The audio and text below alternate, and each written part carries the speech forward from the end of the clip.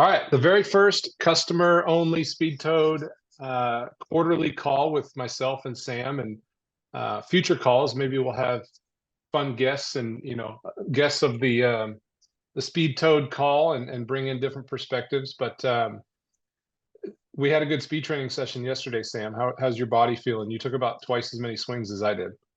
Hey, you're in prep for something, and I'm not right now. So you're being smart. Yeah, Felt good. Body's feeling good. What about you? nice. Yeah, it was just the right amount of swings. You always love when you just nail the swing count. You don't go too many, but you get enough in. Are you trying to get us to the first topic, or is that coming later in the call? That is a nice segue. So I've got and if you're missing this call, you're not obviously not seeing this right now, but we'll send out a recording to all the customers on the email list so you can see what we talk about, and then hopefully we'll see you next quarter on the next call.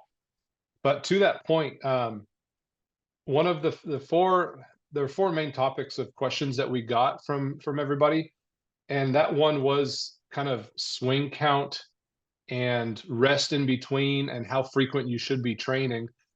We have our Speed Toad program out there that kind of outlines every level and frequency of how many days per week. But Sam, do you want to start by talking about how we got to that point and how why it is the way that it is? I mean, let me start with a common misconception that a lot of people have. A common misconception is that you can always do more, and that's going to lead to more progress, which is completely false and not true at all. And a lot of people end up stunting their progress by trying to do too much because your muscles need to recover, your nervous system needs to recover. And if you keep pushing it, I know people that train with Speed Toad every single day, you're pushing your body too hard and it's going to have to protect itself. So your nervous system will shut down, go into its shell, and it'll stay maintaining a speed that it's comfortable at. And I'll ask you this question to everybody out there. Training wise, if you're overtraining too much, I want you to be very careful with the total swing counts per week and what your actual speed is. Because if you're swinging 7 days a week and every single day you're swinging, just say your max speed's 140 miles per hour, do you think you're going to have more progress? Now, full circle back to the question. Do you think you're going to have more progress doing that 140 miles per hour every single day of the week, or swinging 2 times per week, but both of those sessions or one of those sessions you were able to pop a 143, whereas your other one was a 140 because you were a little fatigued? So that's a question I have out there to everybody to sit on, think about while you go into explaining a little bit more about that whole process. Oh, that makes sense. And I think everybody's familiar with the muscles needing to recover. Whether people play basketball or run or whatever sports people have played in the past, even golfers that play 4 days in a row, by the day four, everybody knows what that muscle fatigue feels like. But I think what's a little foreign is the nervous system and fast twitch fatigue that's kind of unique to speed training. And when, to your point, if your nervous system is fried, you can't push those boundaries and get faster and achieve speeds that you haven't, because you need that nervous system to be 100% to get to that next level. What's interesting that I didn't realize until we did this for the last 2 years is on weeks where we're coming back off of being sick, if we have a gnarly cold, the fact how talk to me, you're the doctor. How does the nervous system recovering from, say, battling a really bad cold, how is that similar to the day after you speed train really hard, your nervous system is depleted? I feel like it's a similar recovery. It really is. I mean, ultimately, working out is beating up your body. You're beating up your muscles. You're taxing your nervous system. Just like if you're sick and you're recovering from being sick, your body goes into a state of needing to recover. It's using all of its energy, all the food to recover. Similar situation to when you're training and your nervous system is fried. It's very difficult to actually tell if your nervous system is ready to go or if it's fatigued. There's a part where if you are 100% fatigued, maybe a lot of people out there have had 200 ball speed sessions, and the next day they wake up and it's just hard to get out of bed because they are fried. People have experienced that level of nervous system being fried, but it's very difficult to tell if your nervous system is 80% recovered, 90% recovered, 95% recovered. It's tough to determine how much that actually plays a factor in there, which is why we specifically have set swing counts for people, because that's how your nervous system recovers. We thought this out, we practiced it, we studied it, and a lot of people, muscular wise, will realize, oh, my muscles aren't sore anymore, I must be recovered. Nervous system doesn't work the same way.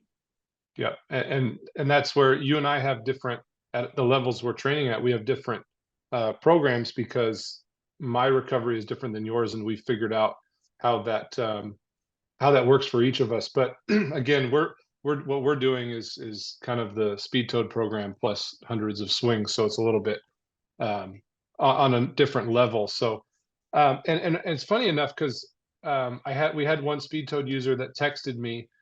Sam forgot his tripod.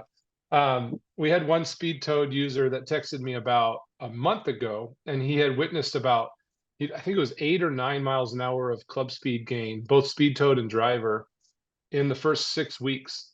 And he said, he goes, I feel like I could be doing more. I feel like I need to be doing more reps. I'm not, he was expecting a lot more workload as far as hours a week in speed toad training. And that was kind of a big compliment to us, because he saw those incredible gains in that short period of time, but he felt like it was almost easy, like he could have been doing more. But to your point, let's full circle. You said more isn't always better in this case. Yeah, it's one of those things that sometimes progress happens and it's easy. You don't have to overcomplicate the system. You don't have to do too much. And that's where the speed toad is so beneficial, is that we have optimized this to gain speed. It is the best tool for transferring speed from speed training aid into your driver. And it doesn't take a whole lot of swings each week to do that. You don't need to be hitting 50, 100, 150 speed toad swings per week to get those gains. And people, I mean, me included, when I started training, I wanted to swing more because I felt like if I wasn't doing it, somebody else was doing it and they were having more progress than me. But the reality is, you don't need all that to have the progress. So don't think you're lazy if you're not doing more swings. It's actually going to be counterintuitive to your training, depending on where you actually are at. Yeah. And, you know, to your point, you need to let your nervous system recharge so you can push those barriers. But then, too, the obvious play comes into injury risk. If your swing counts are too much, you enter injury into the equation, and that's going to set you back progress even more so. And I think myself, I'm a pretty good example of getting north of 220 ball speed. And Sam, you can attest to this. I speed train one time a week, every Monday, and for 2 years I've gone all the way up to 220. So again, yeah, managing those swing counts is huge. That gets to the next topic is the peaks and valleys of the process. And you talked about how, you know, you might hit a ceiling at 140 or whatever that number is, and you be stuck there for a while, and then eventually you'll pop back up.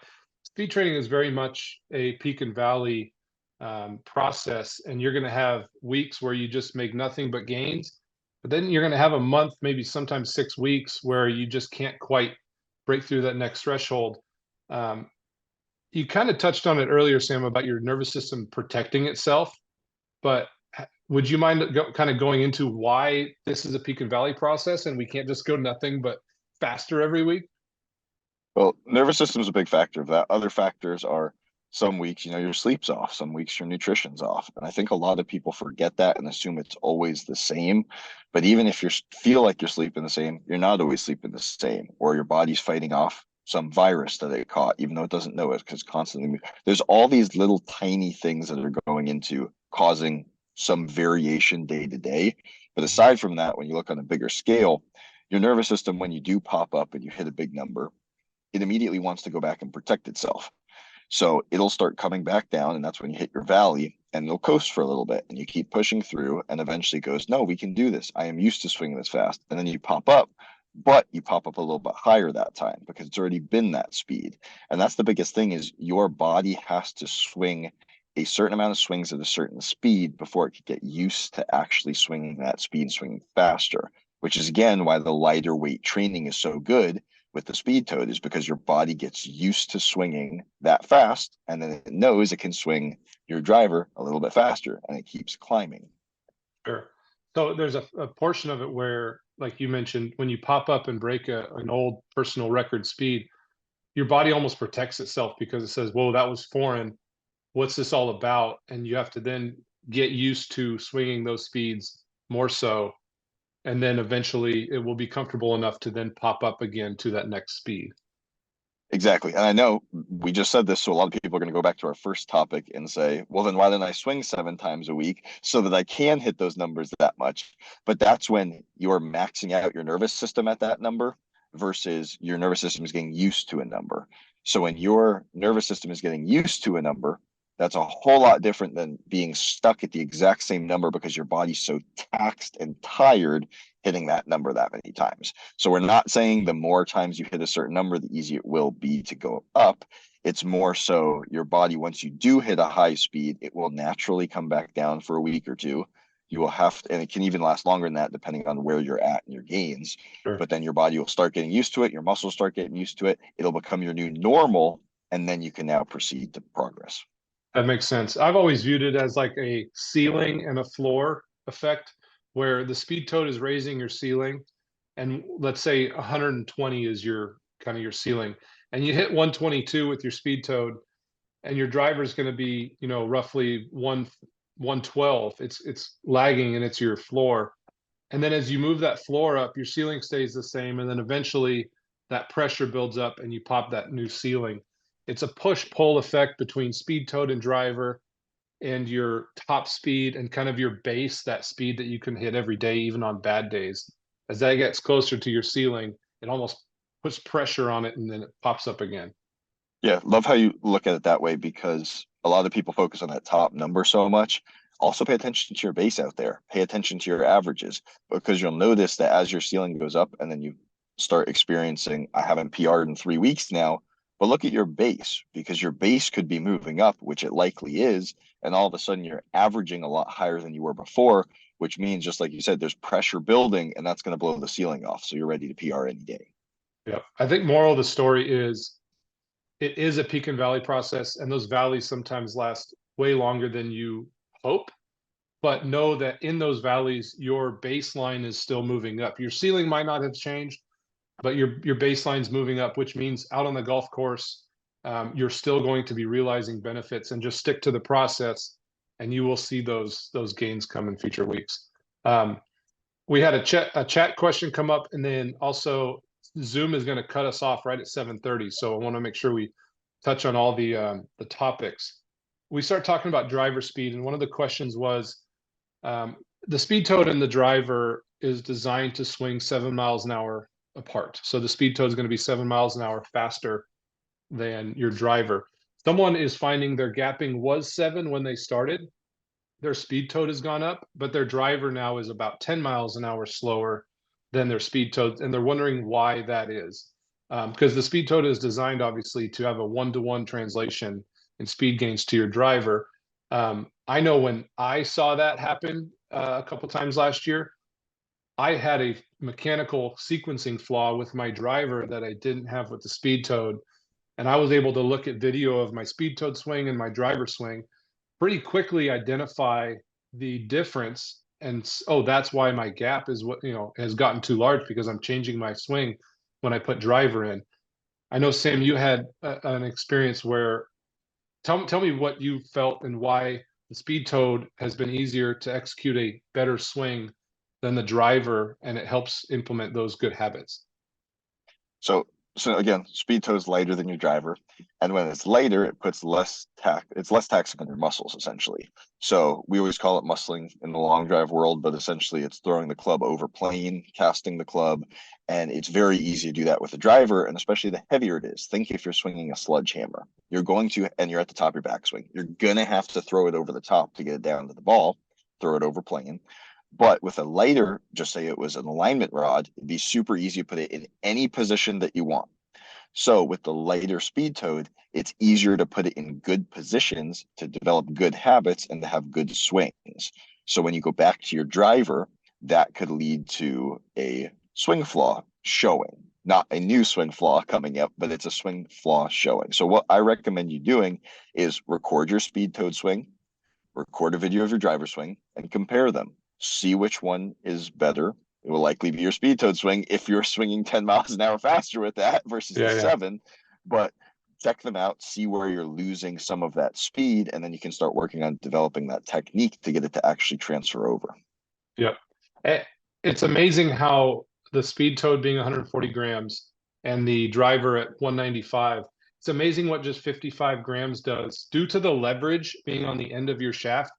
It's amazing what that lighter weight allows you to do. It makes you, you can swing such a better swing with it, and it ingrains those good sequences and positions, and that eventually transfer over to your driver. It was an added bonus that we honestly didn't like think of much while we were developing it, and then realized that, wow, I can, this helps me ingrain a better swing and get used to it.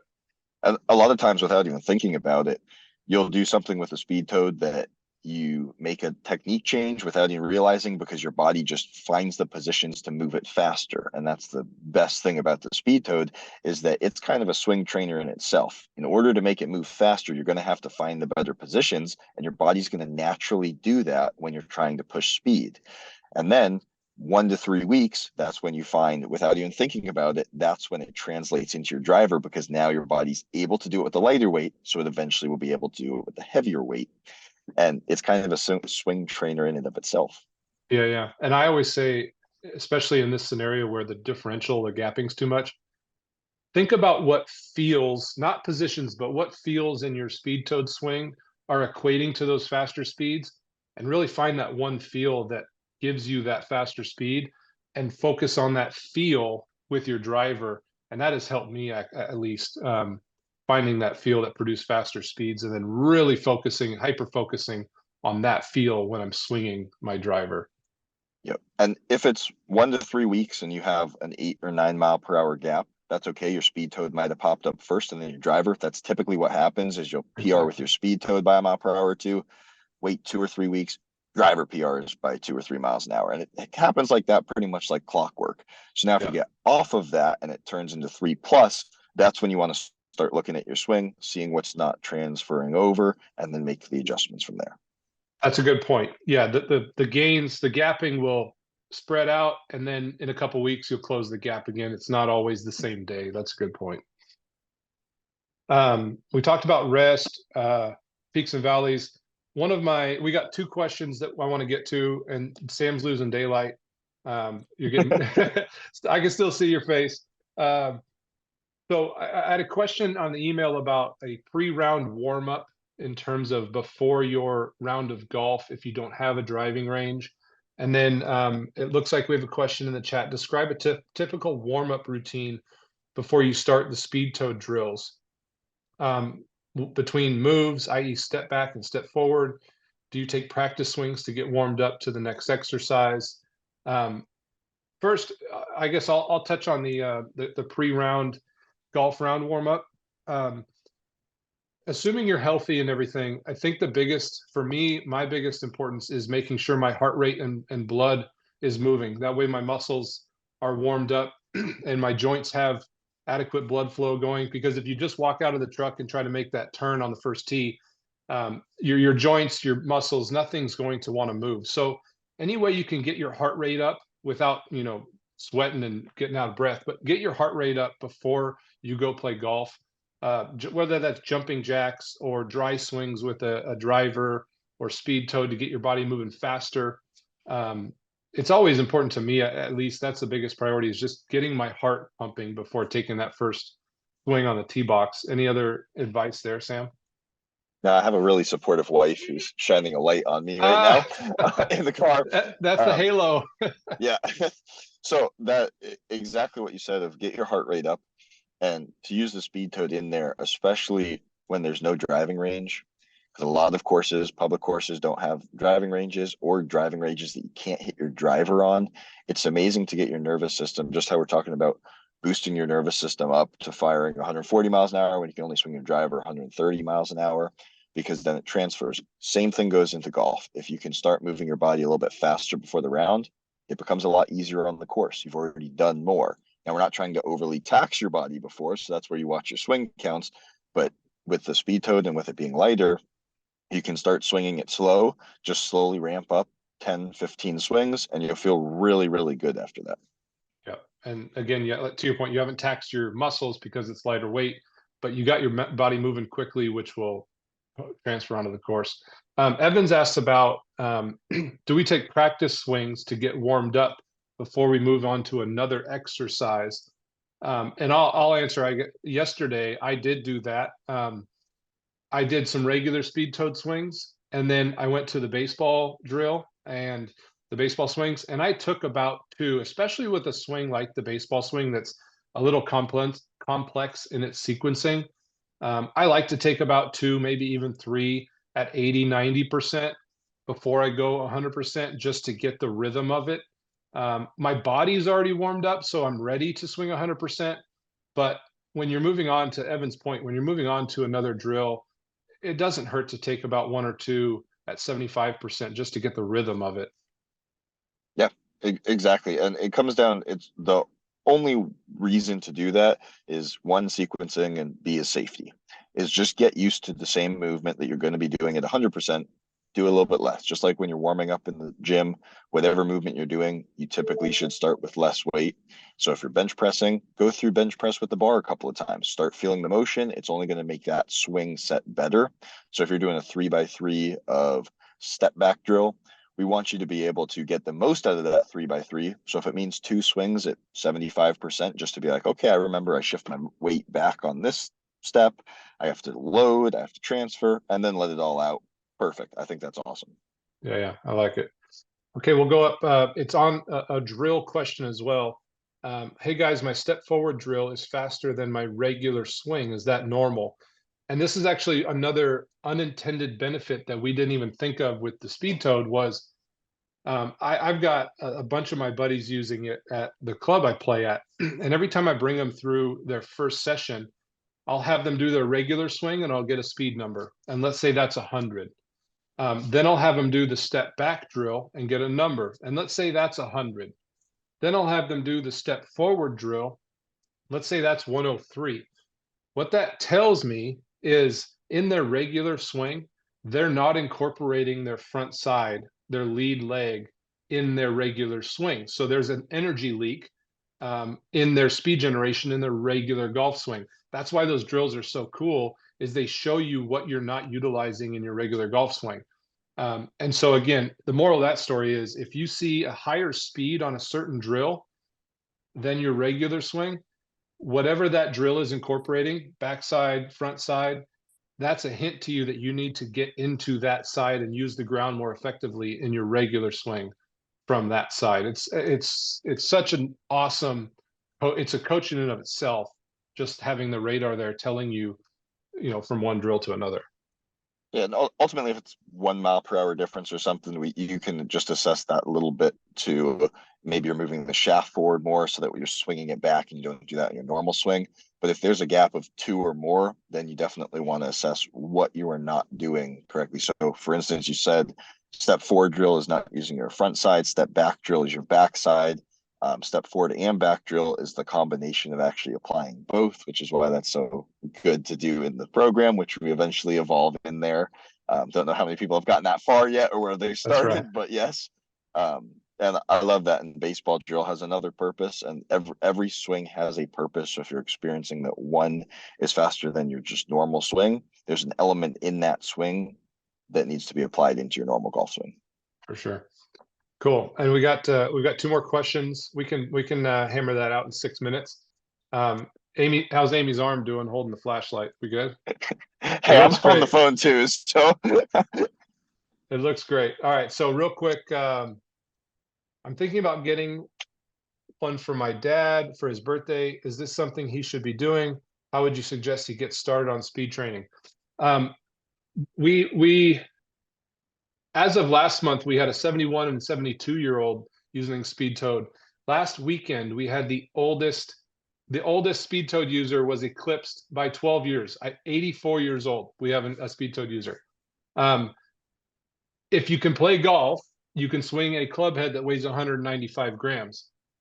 Kinetic energy, the formula, if it weighs less, it's putting less energy through your body. It's less stressful on your joints and your muscles. So if you can swing a regular golf club, you can swing a Speed Toad. How would you get started on that training? The level one is created, the level one of the Speed Toad program. It's created as if no one's ever speed trained before in their life. And so it's a very basic entry level into speed training. And I always say, listen to your body. That first level, I think, is what, 12 swings, Sam? Yeah, it's Yeah, something very low. 12 swings on day one. If 12 is too much, dock it down to 9. But again, if you can play golf, 12 swings with the speed toad is very manageable, and then just slowly build up from there as the program outlines. And here's the best benefit of that is I want to touch on what you said of injury is your nervous system is your biggest governor. So it will not move faster than it can move safely.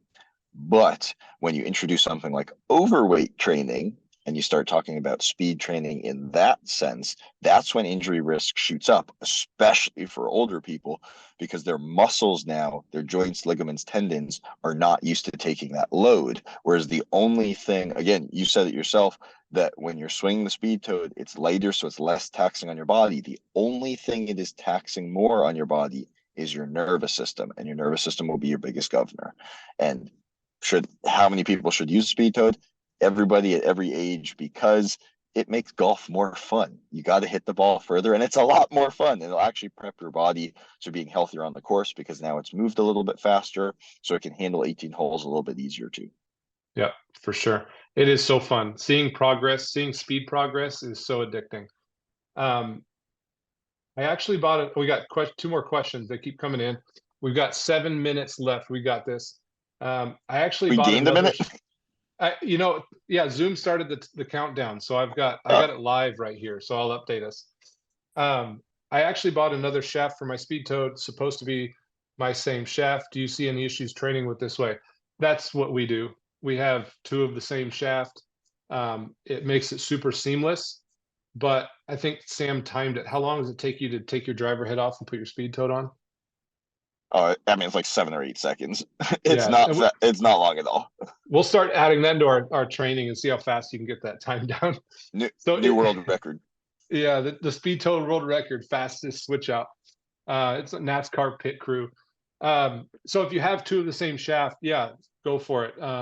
If you don't, no big deal. You can swap them out. Last question is, how do you track your speeds and workout gains? So we have the PRGR launch monitor that measures your swing speed when you don't hit a golf ball, which is obviously needed with the speed toad. So we use the PRGR to track the speeds every session and every swing. The bang for the buck that the PRGR has is incredible. We've had it lined up with some of the most expensive launch monitors on the same swing. And I'm telling you, it's within a mile an hour more time. Like, I don't want to put a number on it, but way more times than not, it is within a mile an hour of some of the most expensive launch monitors out there when it comes to the swing speed. But more launch monitors we saw at the PGA show are coming out with speed training programs, TrackMan, Foresight, Flight Scope, which is cool to see. I hope that answers the question. Speeds and workout gains. Anything to add on that, Sam? No, I mean, the old school is write down your progress and see it on paper. Some people do it in a note. Um, But we here in a few days, we have a special announcement coming out, so stay tuned in the next week or two, and we'll be able to touch back on that question here shortly. it involves one of these.